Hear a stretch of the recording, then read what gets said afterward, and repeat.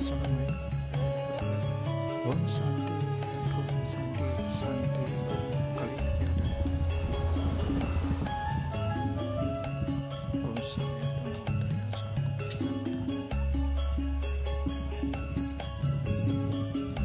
nanti kita akan bersih-bersih kuburan.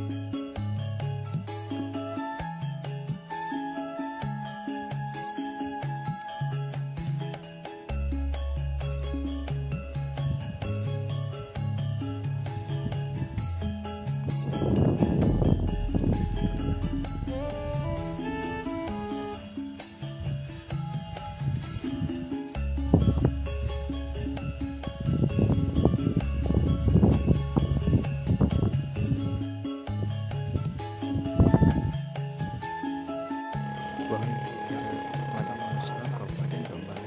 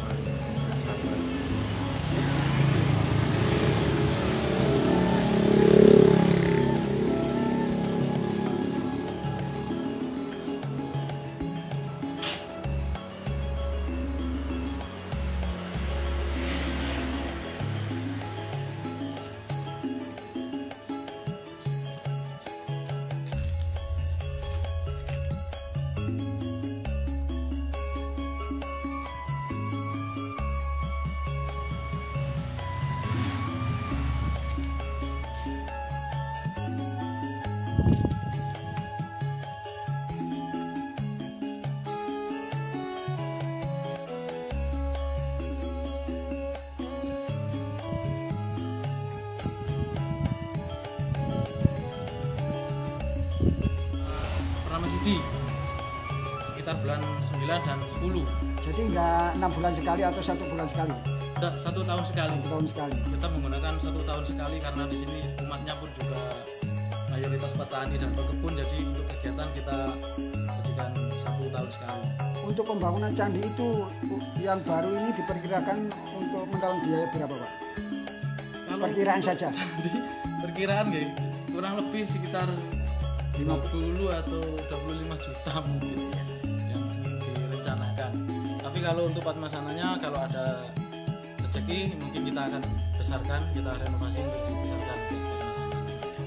Ini untuk dulu Padmasananya dari mana? Dari bantuan dari pemerintah atau dari umat sini saja?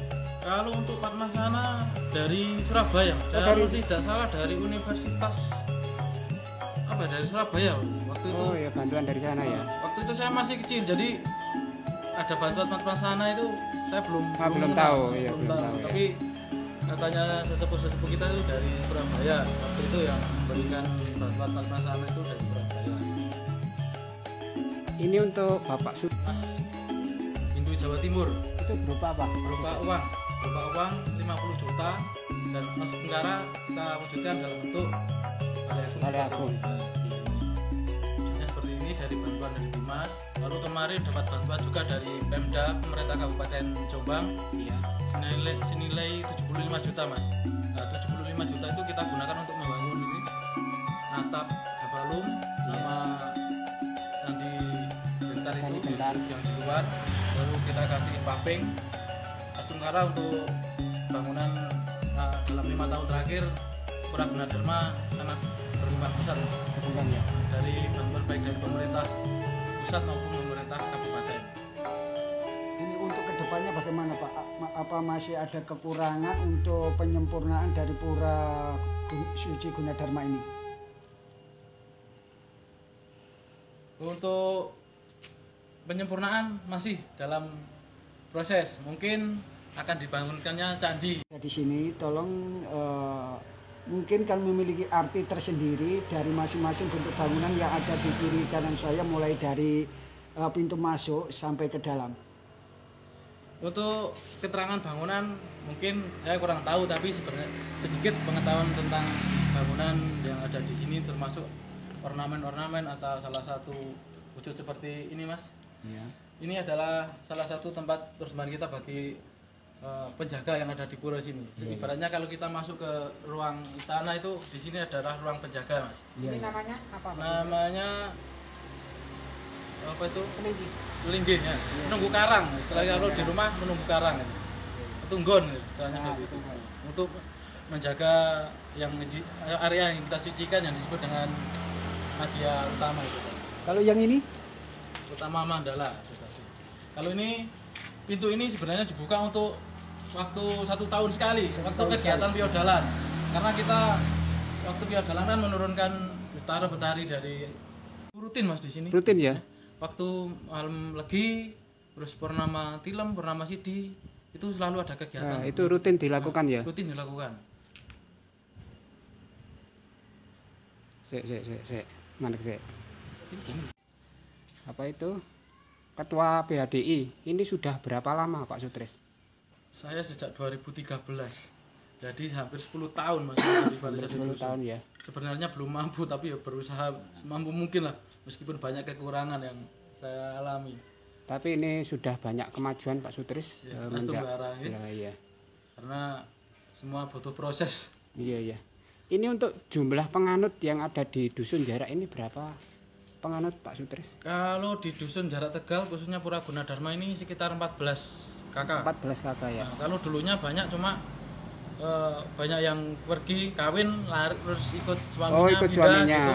Iya. Sekarang yang menetap tinggal 14 kakak yang ada di Pura Gunadarma. Kalau 14 kakak itu terdiri dari berapa jiwa? Sekitar 50-an? Kalau 14 kakak itu masing-masing kakak minimal 3 atau 4 orang. Jadi 4 orang. sekitar berapa ya? 14 kali 4 50-an, 50-an, 50-56 lah. Itu sekitar umat yang ada di sini. Ini untuk persembahyangan tiap minggu ini diadakan. Iya. Gunung digunakan untuk mengaduk samudra untuk mencari tirta amerta atau tirta kehidupan sejati yang tidak bisa mati lah, istilahnya seperti itu. Dan di sini Dewa Wisnu menjelma sebagai kura-kura, sebagai landasan gunung. Oh, yang tengah itu ya. Yang tengah itu adalah Iya. kura-kura wujud dari Dewa Wisnu. Sedangkan naga ini adalah naga Basuki sebagai pengikat gunung untuk mengaduk lautan antara raksasa dan para dewa untuk mendapatkan tirta suci dan berwujud gunung seperti ini. Dan di atasnya adalah berwujud kursi. Kursi adalah perwujudan tempat Tuhan, di mana kita memuja. Kalau kita pas sembahyang mengibaratkan Tuhan itu diistanakan di situ, Mas, di atas Padmasana yang berwujud kursi itu. Oh iya. Itu di atas kok ada tempat untuk apa itu Pak Sutris? Jadi itu daksina, Mas. Oh, daksina. Itu daksina adalah perwujudan dari alam semesta sebenarnya. Isinya daksina itu ada kelapa dan biji-bijian. Oh gitu ya. Mungkin dari laut dan sebagainya. Itu adalah wujud dari isi alam semesta yang ada di dunia ini. Jadi kita simbolkan dalam wujud daksina, kita taruh di atas seperti itu dengan harapan perwujudan Tuhan itulah adalah dunia dan semesta sendiri adalah Tuhan itu sendiri. Jadi perwujudan yang kita sampaikan adalah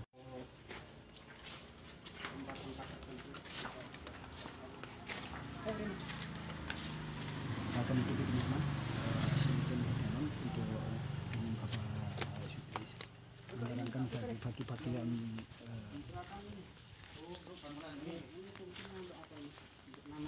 ini namanya Panglura. Ini Panglura itu bermaksud sebagai apa ya? Betara atau dewa yang dilinggikan untuk menjaga pura ini sehingga dia berkuasa di area pura ini. Jadi tempatnya di sini. Yang disebut Panglura adalah lurahnya pura sini. Kalau orang Jawa bilang lurah itu adalah penguasa kepala dusun, tapi kalau di Pura ini yang menguasai dewanya disetanakan di sini, di Panglurah seperti ini. Oh iya. Kalau yang ini, Kalau ini Pak Sutris, Nah, ini untuk Padmasana. Ini fungsinya. untuk Padmasana sendiri, mungkin untuk rekan-rekan atau bapak-bapak yang sudah berpengalaman, dan ini sedikit saya ceritakan, mungkin kurang lebihnya nanti bisa diperbaiki. Untuk Padmasana sendiri adalah diceritakan dalam sejarah waktu para raksasa dan para dewa mencari tirta amerta atau tirta kehidupan sejati. Di sini diwujudkan dalam bentuk tidak dalam kegiatan feodalan, pintu ini tidak dibuka. Berarti untuk yang membuka ini orang khusus ya? Maksudnya bukan umat terus buka ini nggak boleh ya? Ya sebenarnya nggak boleh mas, Nggak karena waktu kegiatan acara aja untuk pintu ini dibuka, karena iya. kita langsungkan dari Padmasana menuju ke sini untuk menghadirkan petara-petari yang dari kayangan kita turunkan, kita mengerjakan di dunia ini melalui pintu ini mas, di samping di situ. Terus pengetahuan saya. Terus ini Pak Sutris, ini kok ada apa juga ngarani sama? Sama patah ini sama. Dia boleh sama ngarani sama. Semesta, karena kita tidak bisa berpikir bagaimana sih sebenarnya bentuk Tuhan. Kita sebagai manusia hanya ingin apa ya, secara lebih mudah lah menggambarkan Tuhan. Karena kita sebagai manusia untuk memikirkan Tuhan pun tidak mampu dalam pikiran kita bagaimana wujud dan aslinya. Itu kita sedikit memberikan apa ya, istilahnya gambaran, oh Tuhan itu seperti ini, isi alam semesta itu seperti ini. Jadi kita simpulkan dalam bentuk daksina dengan berbagai wujud isi dunia seperti itu.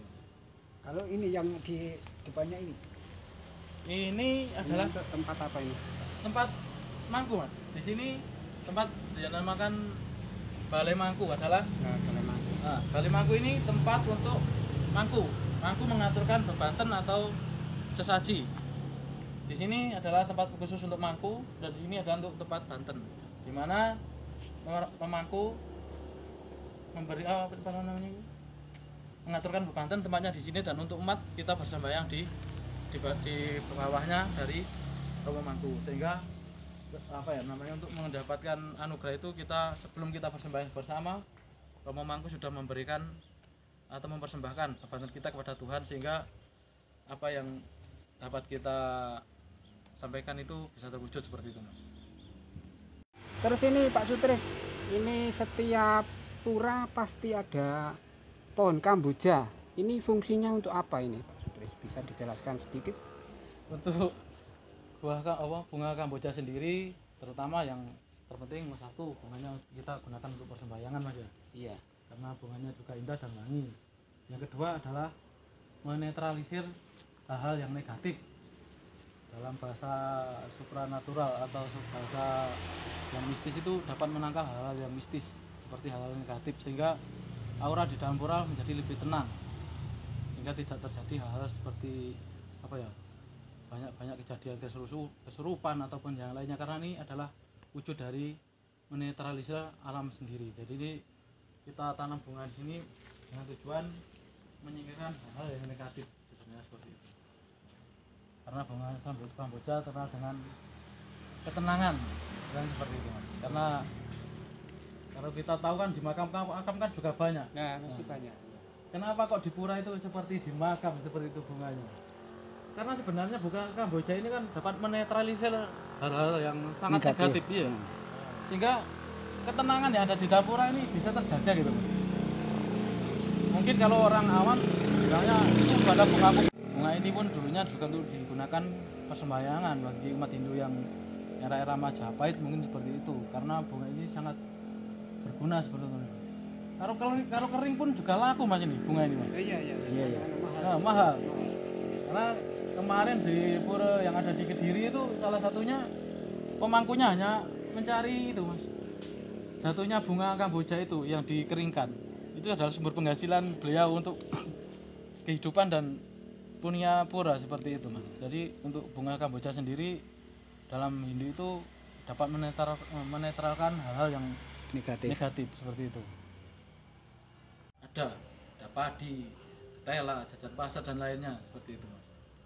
Ini untuk penjornya biasanya satu apa dua? Atau- Kalau penjor itu tergantung. Nah, tergantung. Tergantung dari apa ya? Yang punya pun yang menunggu pura di sini. Ya, ya. Kalau kita kemarin buat penjor itu ada 3 mas. Ini penjor Banten ada 2 dan penjor Caru ada 1. Jadi yang Caru itu kita buat untuk di apa ya persembahan untuk buta kala kita buatkan penjor Caru. Di situ seperti ini cuma kecil. Itu adalah wujud rasa syukur kita bagaimana kita mensyukuri dengan adanya anugerah dari Tuhan sehingga kita mendirikan istilahnya bendera lah mas. Penjor. Iya, bendera. Seperti bendera. Kalau penjor itu apa nggak ada yang diletakkan di dalam pura di dekat sekitar sini?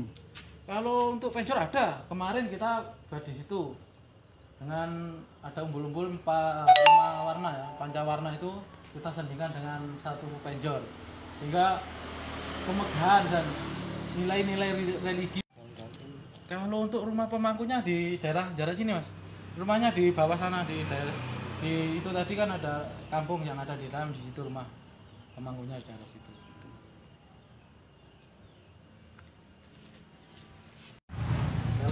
Kalau penjor sebenarnya saya kurang tahu mas, cuma sedikit dari saya kalau penjor adalah simbol bagi kita umat Hindu karena lambang yang kita gunakan adalah bendera dari alam. Yang dimaksud dengan bendera alam adalah dari janur dan rangkaiannya. Wujud penjor sendiri mewujudkan alam isi alam semesta juga mas, karena penjor juga terdiri dari 2 jenis penjor, penjor Banten dan penjor Yas. Kalau ini adalah salah satu wujud Banten, penjor Banten, dan di sini diisikan dengan berbagai wujud istilahnya itu hasil bumi, daksina dan lain-lainnya sehingga Ditempatkan di atas sana ya. di sana. Mungkin itu sudah jatuh semua karena sudah lama. Kalau penjor hias kita buat hanya biasa saja seperti untuk pernikahan dan hari raya Nyepi ataupun Galungan itu adalah penjor-penjor yang sejenis penjor hias.